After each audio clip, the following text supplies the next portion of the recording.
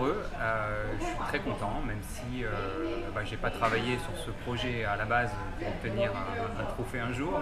L'idée c'était plus de monter une école surtout, et c'est l'occasion de parler de l'école. Donc moi je suis très content de pouvoir en faire la promotion auprès de tous les autres Français d'Asie et peut-être du monde. Donc le lycée international français de Taipei. Moi je suis arrivé à Taïwan en 2018 parce que là-bas il y avait une école qui était trilingue, et c'est ce que je cherchais pour mes enfants.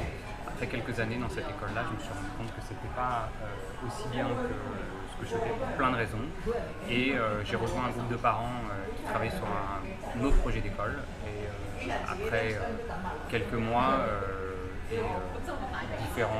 la personne qui était en charge de ce projet ayant dû quitter Taïwan, j'ai pris la présidence de l'association qu'on a montée à cette époque-là, et j'ai continué à travailler sur ce projet pendant plus de 2 ans jusqu'à qu'on réussisse à monter l'école.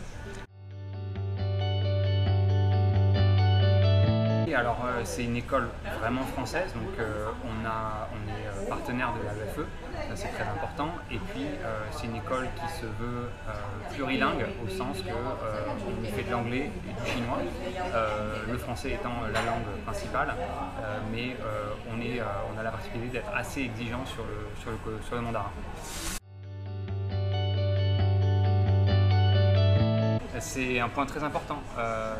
Beaucoup d'écoles internationales en Asie et partout dans le monde, en fait, il y a une sorte de ségrégation, c'est-à-dire qu'il faut avoir un passeport étranger pour pouvoir y accéder.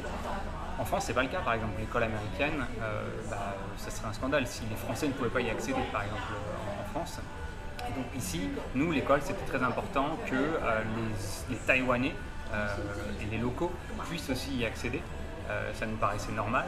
Et c'est le cas. Et donc en fait, effectivement, en ouvrant à ces passeports, à ces résidents taïwanais, enfin au passeport taïwanais, on est devenu une école qui accueille beaucoup de gens qui sont des francophiles, des francophones, ou des gens qui sont tout simplement attirés par le système éducatif français.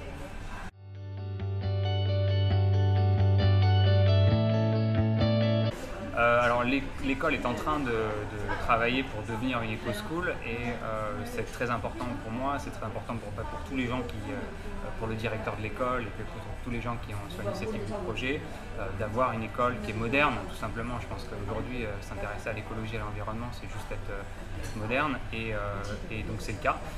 Et moi, à titre personnel, voilà, donc j'ai participé à amener en Asie la fresque du climat, et parlant chinois et ayant passé 17 ans en Chine avant de passer 6 ans à Taïwan, disons que j'avais un peu d'expérience aussi pour faciliter, accélérer le déploiement de ce bel outil qui est un parmi d'autres. Il y a aussi la fresque de la biodiversité, d'autres ateliers qui s'appellent 2 tonnes, la fresque du digital, tous ces outils en fait qui sont nés en France, on les amène en Asie, et ça a beaucoup de succès.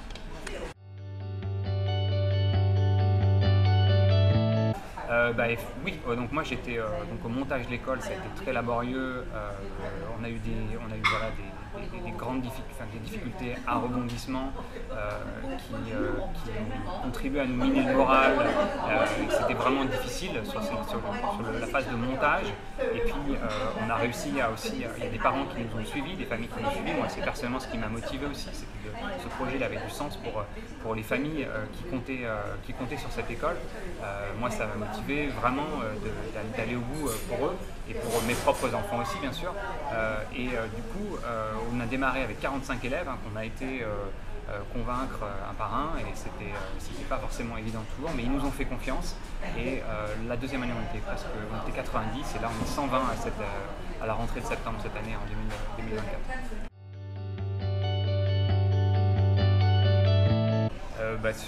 Alors c'est un établissement qui grandit très vite, parce qu'en fait chaque année on ouvre une classe. Là cette année c'était la 5e qui a été ouverte. Il y a de plus en plus de demandes, effectivement. On va s'adapter. De toute façon, il y a un modèle qui est différent des autres écoles qu'on a créées, qui fait qu'on occupe des écoles publiques, et donc de fait, si on a besoin de plus de place, à un moment on trouvera plus de place dans les écoles publiques avec qui on a des partenariats, qui a une certaine flexibilité, ce qui permet aussi d'avoir des frais de scolarité qui sont relativement faibles par rapport aux autres écoles internationales.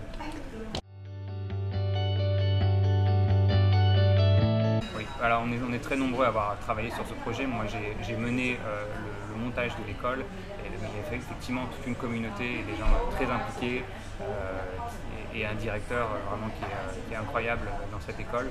Donc, et des profs qui sont convaincus par le projet qui a du sens. À Taïwan, c'est très important qu'on ait cette enclave française. C'est un lieu, voilà, peut-être l'histoire se joue. Donc avoir des enfants qui grandissent avec la culture et la sensibilité française et en étant capable de les exprimer notamment en mandarin, ça a énormément de sens pour l'avenir, je pense.